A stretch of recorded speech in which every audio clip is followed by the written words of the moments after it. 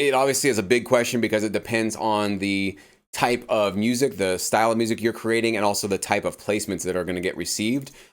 Generally, I would say this just generally, the sync licensing industry does follow the artist world in terms of whatever's trending and on the Billboard top 50 hot, that kind of thing, whatever's going viral right now. That is usually what's going to inform what a lot of the placement opportunities are looking for, especially when it comes to advertising or some more of a prominent placement, a theme song. They want that hot, new, fresh sound to associate with whatever their product, service, TV show is, whatever it is.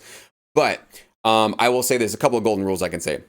First of all, no long drawn out intros or outros. Okay. So sometimes in the artist world, we can have this 30-second, wandering pad that just kind of slowly gets us into this track.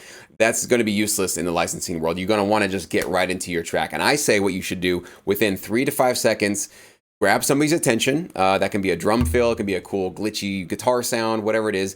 Something interesting, unique that just immediately sets the tone.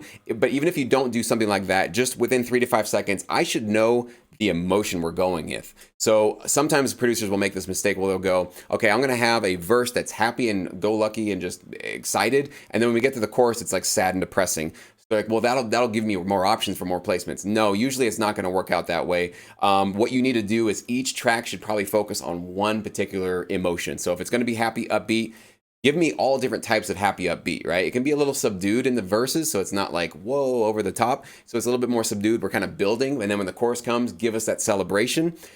Another golden rule would be when you repeat a verse or another chorus, you never just copy and paste the last one and go, okay, cool, I got 2 verses, I got 2 choruses. Worthless.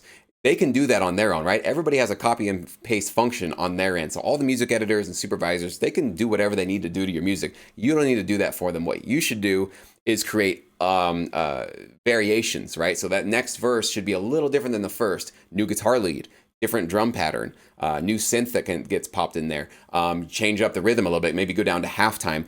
And usually what you'll find is as you progress through your track, even though you're going to have crescendos and drop downs, you probably want your last chorus to be the biggest part, the most impactful, where you add the most elements. That's where you put maybe some vocals or some choir parts on, or the big string parts. Kind of think about it in terms of the the trailer music world, where it's basically the whole track is one huge crescendo. It's basically the usual formula you want to follow with production music. And then I can't stress this enough, always have you call it a hit definite ending, a button ending. I don't care what you call it, just have a hit. So it could be a kick, it could be a snare, a crash, some sort of an impact, but definitely not a slow, meandering 30-second fade out. That is going to be useless, worthless, rejected from almost every library you work with. The reason why they need that sting, that hit out, is because what if they need to get out of your track into a new scene, into a new song? That's a nice, clean way for them to do it, because they could just take a part of your track and go, we just need to get out of your verse halfway through the verse. How do we do that? Oh, he's got that hit, or he or she has this hit at the very end of the track. Let's take that, put that right here, boom, we can get out of the song instantly. If you don't give them that option, they'll pass your track on. They'll just go to somebody else's track that has that. So there's a lot more in depth, that you can really get into this kind of stuff. But that's overview of really how you have to make sure that your tracks are licensable.